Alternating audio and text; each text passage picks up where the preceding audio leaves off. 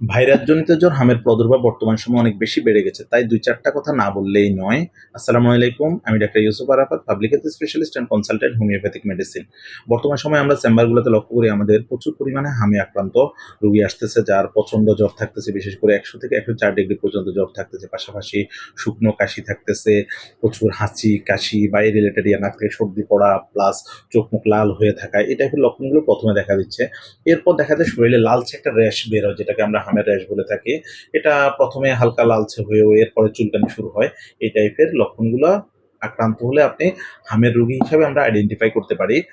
তো এরকম হলে প্রথমত যে কাজটা করতে হবে, যেহেতু এটা ভাইরাস জনিত জ্বর, আপনার বাসায় অন্য বাচ্চাদের থেকে একটু সতর্কমূলক তাকে এই রোগীকে একটু আলাদা রাখা ভালো।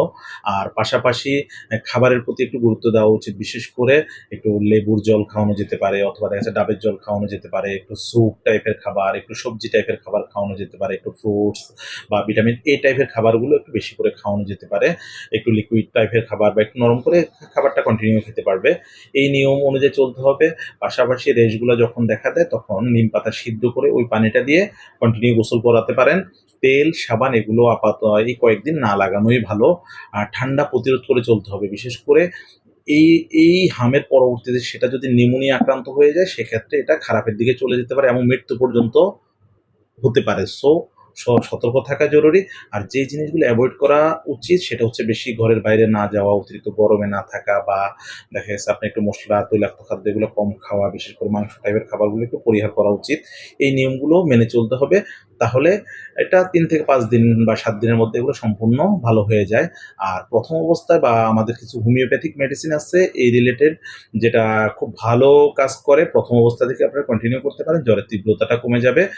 আপনার পাশাপাশি হামগুলো দ্রুত উঠে দ্রুত চলে যাবে। সেই ক্ষেত্রে আমরা একজন অবশ্যই অভিজ্ঞ হোমিও ডাক্তারের শরণাপন্ন হয়ে আপনি চিকিৎসা নিতে পারেন।